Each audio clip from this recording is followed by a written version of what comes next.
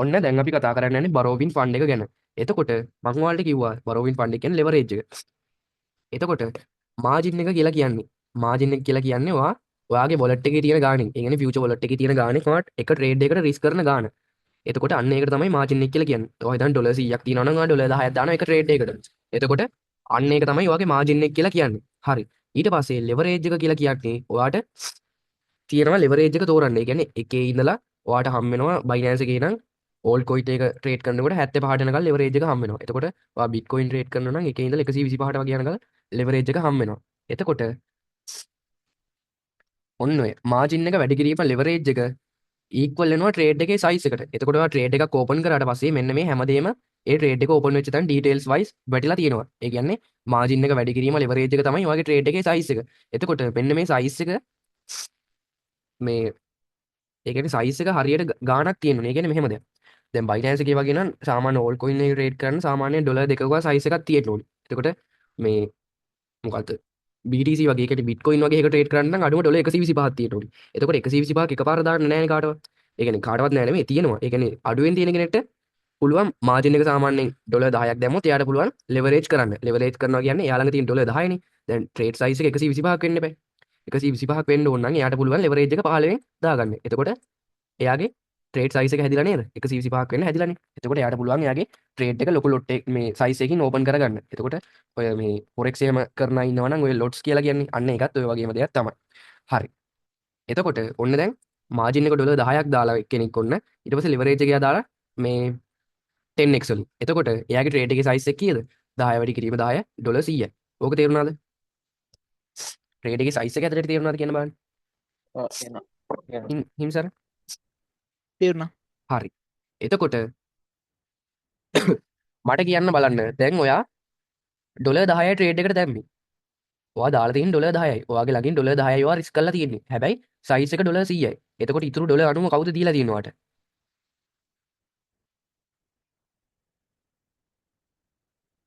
Exchange එකේ. හිම්සර කියන්න බලන්න. ඩොලර් 90 දීලා තියෙන කෙනාද? ඔව්. එක්ස්චේන්ජ් එකෙන් නේ දීලා තියෙන්නේ. අන්න හරි. එක්ස්චේන්ජ් එකෙන් අපිට ට්‍රේඩ් කරන්න උදව්වක් විදිහට තමයි ඒක දීලා තියෙන්නේ. හැබැයි උදව්වක් විදිහට ගත්තට ඕක අනිත් පැත්තට අපිට බලපානවා. ඒක මේ ඊළඟට අපි කතා කරමු. ඒ කියන්නේ ඔයාට ට්‍රේඩ් කරන්න මෙතන එක්ස්චේන්ජ් එක විසින් ෆ්‍රී දීලා දෙනවා ඩොලර් 90ක්. හැබැයි ඔයා ලොස් වුණොත් එහෙම මේකේ අනිත් පැත්ත තමයි ඔයාට වෙන්නේ. ඒක ගැන අපි ඊළඟට කතා කරන්න යන්නේ. හරි. මේ ඩොලර් 90 දුන්නේ එක්ස්චේන්ජ් එක විසින් කියලා ඔයාට දැන් තේරුණා නේද?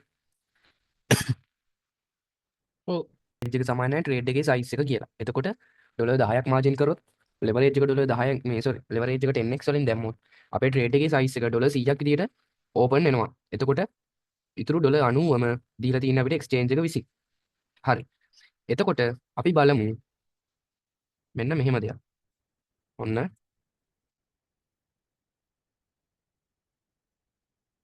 මම ඔයාලට chart එකක් ගහනවා. හරි. ඔන්න මම පළවෙනි එකට දානවා පර්සන්. ඊට පස්සේ මාජින් එක. ඊට පස්සේ දානවා ලෙවරේජ් එක. ඊට පස්සේ මම දානවා සයිස් එක, ප්‍රොෆිට් එක, ඊළඟට ලොස් එක. හරි. ඔන්න ඉස්සලාම ඉන්නවා හිම්සාර. ඊට පස්සේ ඉන්නවා නදීෂ, ඊට පස්සේ ඉන්නවා සංජය. ඊට පස්සේ මම මේක වෙන් කර ගන්නවා. හරි. ඔන්න දැන් percent, margin, leverage, size, profit, loss කියලා අපිට තියෙනවා ටේබල් එකක්. හරි. ඔන්න දැන් මෙයාලගේ මාජින්. ඒ කියන්නේ මෙයාලා ට්‍රේඩ් එකකට ඔන්න දැන් මෙයාලා හැමෝම එකම ට්‍රේඩ් එක ගන්නවා. ඔන්න දැන් මේ හිතන්නකෝ. මේ තුන් දෙනා හිම්සර, නදීෂ, සංජය කියන තුන් දෙනාම ඇනලයිස් එකක් ගහලා එකම වෙලාවේ එකම ට්‍රේඩ් එක ගන්නවා. ඔන්න එකම වෙලාවේ එකම ට්‍රේඩ් එක ගන්නවා මේ තුන් දෙනාම. හරි. එතකොට මේ තුන් දෙනාම ට්‍රේඩ් එකට රිස්ක් කරන. ඒ කියන්නේ මාජින් එක විදිහට දානවා ඩොලර් 50. එතකොට තුන් දෙනාම මාජින් එක විදිහට දාලා තිනවා ඩොලර් 50. එතකොට ලෙවරේජ් කරලා තියෙන්නේ මෙන්න මේ විදිහට. හිම්සර ලෙවරේජ් එක දාලා තිනවා 4x වලින්. ඊට පස්සේ නදීෂ 8x වලින් දාලා තියෙනවා. එතකොට සංජය දාලා තිනවා 16x වලින්. බලන්න මාජින් එක එකමයි. හැබැයි ලෙවරේජ් මෙයාලා තුන් විදිහකට තමයි දාලා තියෙන්නේ. එතකොට මට හදලා කියන්න බලන්න හිම්සර්ගේ මේ ට්‍රේඩ් එකේ සයිස් එක මේ උඩ තියෙන ඩොලර් කැල් 200යි. අන්න හරි. ඩොලර් 200යි. හරි. එතකොට මට කැල්කියුලේට් කරලා කියන්න බලන්න නදීෂගේ 400යි. 400යි. හරි 400යි. එතකොට සංජයගේ 800යිනේ. අන්න හරි 800ක් විදිහට 800යි. තමයි වැටෙන්නේ. හරි. එතකොට ඔන්න මම දැන් ප්‍රොෆිට් එක මෙන්න මෙහෙම දෙනවා. ඉස්සෙල්ලාම මම හිම්සර්ගේ ප්‍රොෆිට් එක මෙහෙම දෙනවා. ඩොලර් 100ක් කියලා දෙනවා. තාම ප්‍රොෆිට් ලොස් කැල්කියුලේට් කරන්න ඔයාලා දන්නේ නැහැ. එතකොට මම දෙනවා ඩොලර් 100යි කියලා ඔන්න දැන් හිම්සර්ගේ ප්‍රොෆිට් එක. එතකොට මට කියන්න බලන්න නදීෂගේ ප්‍රොෆිට් එක කොහොමද කියලා. 200යිනේ. අන්න හරි. ඩොලර් 200ක් විදිහට තමයි එයාගේ ප්‍රොෆිට් එක කැල්කියුලේට් වෙන්නේ. එතකොට මෙයාගේ වෙනස මොකක්ද? මෙයා දාලා තියෙන 8x වලින්. එතකොට කිසිම වෙනසක් නැහැ වෙන. මොකද මාජින් එක තුන් දෙනාගම එකයි. එතකොට මෙයා මේ තුන් දෙනා ලෙවරේජ් තුනක් දාලා තියෙන නිසා තමයි මෙහෙම වෙනස් වෙන්නේ මේ ටික. හරි. එතකොට සංජයගේ මේ ප්‍රොෆිට් එක කියන්න බලන්න මට. 400යිනේ. අන්න හරි 400යි. එතකොට මට හිතලා කියන්න බලන්න දැන් සංජයගේ තමයි ප්‍රොෆිට් එක වැඩිම. එතකොට එයාගේ ප්‍රොෆිට් එක වැඩි වෙන්න හේතුව මොකක්ද? ලිවරේජ් එක වැඩි හින්දා. අන්න හරි. එයාගේ ප්‍රොෆිට් එක වැඩි වෙන්න හේතුව සයිස් එක වැඩි. සයිස් එක වැඩි උනේ යයි ලෙවරේජ් එක වැඩි නිසා. හරි. එතකොට ඔන්න දැන් මම ලොස් එක දෙනවා හිම්සාරගේ ඩොලර් 20ක් ලොස්. එතකොට මට කියන්න බලන්න නදීෂගේ ලොස් එක කීයද? ඩොලර් 40යි. අන්න හරි ඩොලර් 40ක් ලොස්. මට කියන්න බලන්න සංජයගේ ලොස් එක කීයද?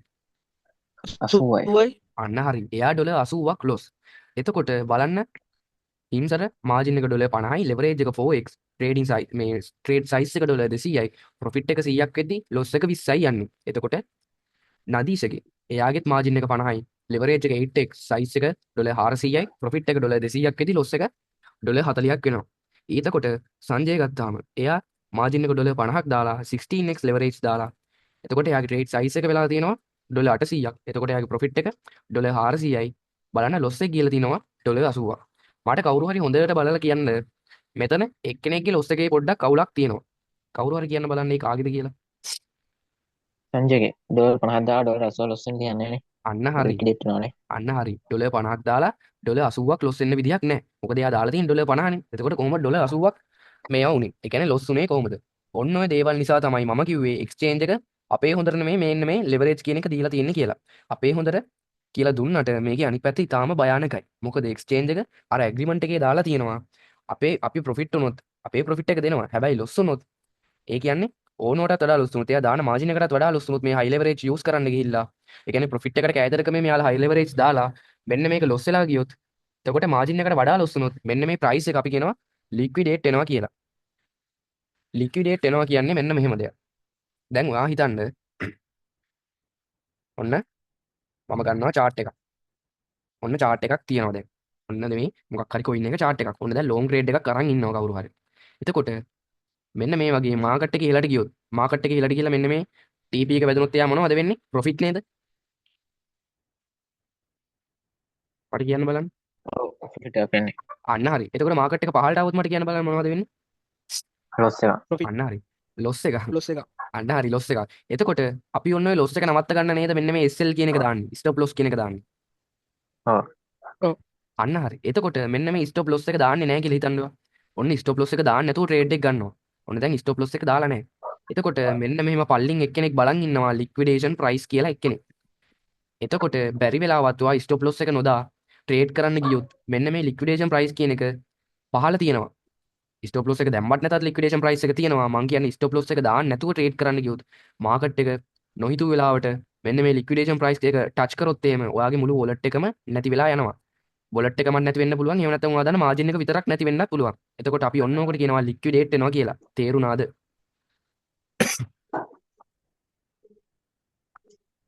ඔව් තේරුණා. ඔව් හිම්සර අවුලක් නෑ නේද? තේරුණා. හරි. මේකේ නෝට් එකක් දාගන්න ඕනි. ඉස්සලා මේ කැල්ල ගහ ගන්නකො මම ඊට පස්සේ chart එකේ කැල්ල පෙන්නන්න.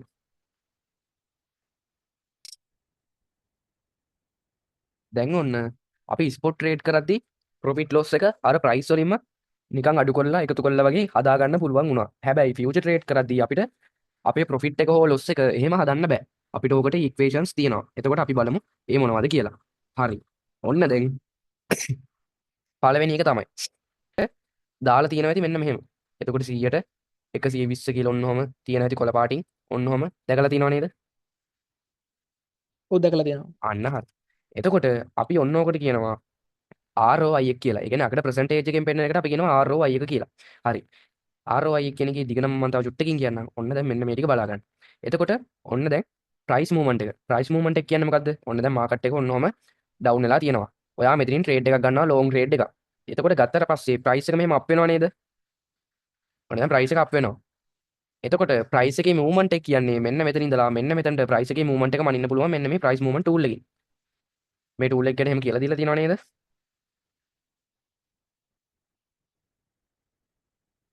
මේ ටූල් එක මතකද නැද්ද? මතකයි. හිම්සර? මතකයි. හරි. එතකොට ප්‍රයිස් මූවමන්ට් එක තමයි මෙන්න මේ මෙතන පෙන්නන්නේ මේ මේක යූස් කරන්නේ කොහොමද කියලා මතක නැහැ. මෙහෙම. මම මේක අයින් කරන්න.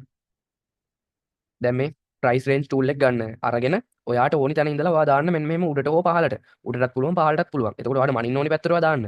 දාලා ඔයාට මැන ගන්න ඕනි අන්තිම කෙලවරට ඔහම ඇදලා තියන්න. එතකොට මෙන්න මෙතන පෙන්නනවා. ඉන්න මම ඇදලා පෙන්නන්න. මේ මෙතන තියෙන්නේ 12.5යි. 112.5යි මේ.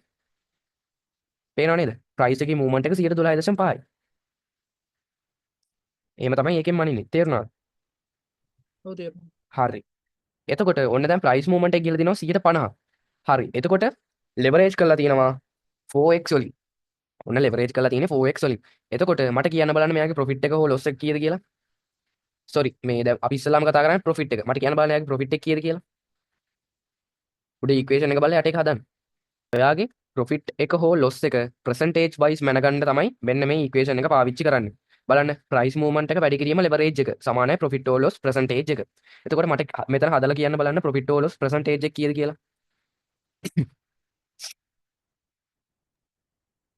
100%නේ. අන්න හරි 200 නේද? 100ට 200යි. එතකොට අපි මෙන්න මේ 100ට 200 කියලා එන්නේ අපේ ප්‍රොෆිට් එකනේ මෙතන දැන්. දැන් අපි ඉස්සලාම කතා කරනවා කිව්ව ප්‍රොෆිට් එකක් ගැන. එතකොට ප්‍රොෆිට් එකේ percentage එකක් දෙන්නේ මේ බලන්න අගට තියෙනවා percentage mark එක. එතකොට අපි ඔන්න ඕකට කියනවා ROI එක කියලා. එහෙම නැත්නම් return of investment. ඒ කියන්නේ අපි දාපු investment එකේ අපිට හම් වෙන return එකට තමයි return of investment කියලා කියන්නේ. ඒ කියන්නේ ROI. තේරුණාද? ඔව්. හරි. එතකොට අපි දැන් ලොස් එකකුත් බලමු. ඔන්න 110ක් ඩවුන් වෙලා තියෙනවා. ඔන්න දැන් ලෝන් ග්‍රේඩ් එකක් අරගෙන 110ක් ඩවුන් වෙලා තියෙනවා. ලෙවරේජ් එක යා 4xමයි දාලා තියෙන්නේ. එතකොට මට කියන්න බලන්න එයාගේ ROI එක කීයද කියලා. 400යිද නෑනේ 40යි. 140යි. අන්න හරි 140ක ROI එකක් තමයි යාට දැන් තියෙන්නේ. එතකොට එයා දැන් ඉන්නේ ලොස් එකක. හරි. අපි දැන් මෙතන තියෙන 100ට ගාණක් නේ. අපි බලමු හරියටම ඩොලර්ස් වලින්ම කීයද කියලා ඕක හදාගන්නේ කොහොමද කියලා. හරි. මෙන්න මෙහෙම තමයි හරියටම ප්‍රොෆිට් එකයි ලොස් එකයි කැල්කියුලේට් කරගන්නේ. එතකොට මාජින් එක වැඩි කිරීම මෙන්න මේ ROI එක equal වෙනවා ප්‍රොෆිට් එකට හෝ ලොස් එකට. බලන්න අපි දාන මාජින් එක වැඩි කරනවා මෙන්න මේ ROI එකෙන්. ඒක සමාන වෙනවා ප්‍රොෆිට් එකට හෝ ලොස් එකට. හරි. ඔන්න දැන් අපි බලමු ප්‍රොෆිට් එකක් අරගෙන. ඔන්න දැන් ඩොලර් 50යිනේ අපි අර කලින් වගේ කතා කරන්නේ. ඩොලර් 50යි මාජින් එක දැම්මේ. දාලා ඔන්න දැන් 100ට 200 තියෙනවා. 100ට 200 අපි මෙහෙම දාන්න පුළුවන් නේ 100ට 200 කියලා. ඔන්න දැන් 100ට 200ක් දාලා තියෙනවා. හරි. දාලා මට මේක සුළු කරලා කියන්න බලන්න. මෙයාගේ ප්‍රොෆිට් එක ඩොලර් කීයක් එනවද?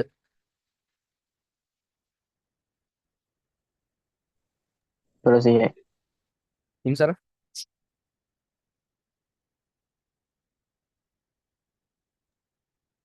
මේ බලන්න. මේ බිඳු දෙකට මේ බිඳු දෙක කැපුණා. දෙකක් ඉතුරුයි මේ දෙක වැඩි කරා මෙතන 50න්. 100යි නේද? අන්න හරි. ඩොලර් 100යි. එතකොට දැන් ඔයාලට තේරුණාද අර කලින් වගේ හිම්සරගේ ප්‍රොෆිට් එක ඩොලර් 100 ආවේ කොහොමද කියලා? තේරුණා. අන්න හරි. එතකොට මට දැන් කියන්න බලන්න. ඔන්න දැන් ඩොලර් 50යි මාජින් එක. sorry. හරි.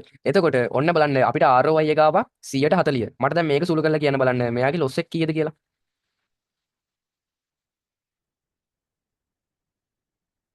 මේ බලන්න.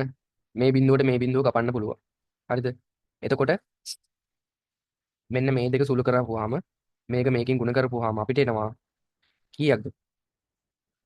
අපිට එනවා ඍණ 20ක ලොස් එකක්. එතකොට දැන් බලන්න ඔයාලට තේරුණාද අර කලින් වගේ හිම්ස්ටර්ගේ තැන ඩොලර් 20ක ලොස් එකක් ආවේ ඇයි කියලා? බලන්න මේ ලොස් එක හදාගත්තු වැඩි ඔව් ප්‍රොෆිට් එක හදාගත්තු වැඩි මෙන්න මෙහෙම තමයි ඒක හදාගන්නේ. එතකොට දැන් ඔයාලට පුළුවන් වෙන්න ඕනි ROI එකක් හදාගන්න විදිය ප්‍රොෆිට් එක හෝ ලොස් එක කැල්කියුලේට් කරගන්න විදිය මේ දෙකම පුළුවන් වෙන්න ඕනි. මම දැන් ඔයාලගෙන් ප්‍රශ්නයක් අහනවා. මට කියන්න බලන්න මෙයාලා ප්‍රොෆිට් වුණා නම් ප්‍රොෆිට් උනේ ඒ කියන්නේ අර ලොකු ප්‍රොෆිට් වලට කියපු කෙනා ලොකු ප්‍රොෆිට් වලට ගියේ මොකක් නිසාද? මොකක් වැඩි කළා දැම්ම නිසාද? ලොකු ප්‍රොෆිට් එකකට ගියේ. ලෙවරේජ් වැඩි හින්දානේ. අන්න හරි. ලෙවරේජ් එක වැඩි කළා දාපු නිසා තමයි එයා ලොකු ප්‍රොෆිට් එකකට ගියේ. මට කියන්න බලන්න එයා ලොකු ලොස් එකකට ගියේ. ඒත් ලෙවරේජ් හින්දා. අන්න හරි. ඒත් leverage එක වැඩි කරලා දාපු නිසා. එතකොට මට කියන්න බලන්න margin එක වැඩි කරලා හෝ අඩු කරලා දැම්ම කියලා එයාට මුකුත් වෙනසක් වුණාද?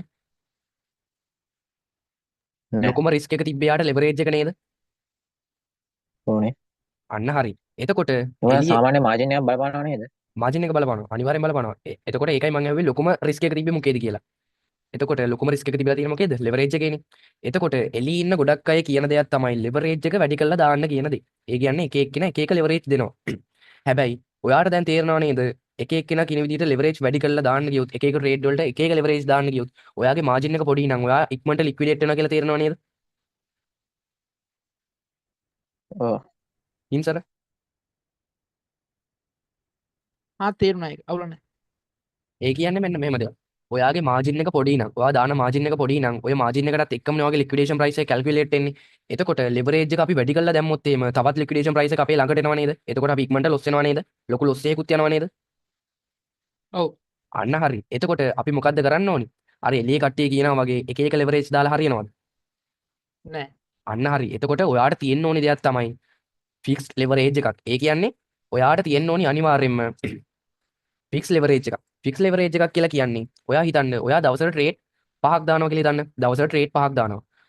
ඔයාගේ wallet එකෙන් 100ට එකක් එක trade එකකට දානවා. ඒ කියන්නේ ඩොලර් එකක් නේ ඔයා මේ trade එකකට දාන්නේ. ඩොලර් 100ක් තියෙනවා. ඩොලර් එකක් එක trade එකකට දානවා. එතකොට දාලා ඔයා ඔය ඩොලර් එක ටිකක් ලොකු size එකකින් trade එකකට දාන්න ගියොත් ඔයාට මොකද්ද වෙන්නේ? leverage එක වැඩි කරලා දාන්න සිද්ධ වෙනවා. leverage එක වැඩි කරන්න ඔයා මොකද්ද දන්නේ? ඔයාගේ loss එක වැඩි වෙනවා කියලා ඔයා දන්නවා. ඔයාගේ profit එක වැඩි වෙන බව ඇත්ත. හැබැයි ඔයාගේ loss එක ඊටත් වඩා වැඩි වෙනවා කියලා දැන් ඔයා දන්නවා. එතකොට මට කියන්න බලන්න නියත leverage එකක් තියෙන එකද හොඳ? නියත margin එකක් තියෙන එකද හොඳ? ලෙවරේජ් එක නේ. ලෙවරේජ් එකක් අන්න තියෙනවා හරි. හොඳා. ඔයාට නියත leverage එකක් තියෙන එක තමයි හොඳ. ඒ කියන්නේ ඔයාට margin එක නම් වැඩි කරලා දාන්න පුළුවන්. එතකොට margin එකත් බලපානවනේ මෙන්න මේ profit loss එකට. එතකොට ඔයාට margin එක ටිකක් වැඩි කරලා දැම්මොත් එහෙම ඔයාට පුළුවන් ඔයාගේ අර loss එක හෝ profit එක පොඩ්ඩක් අඩු කරගන්න.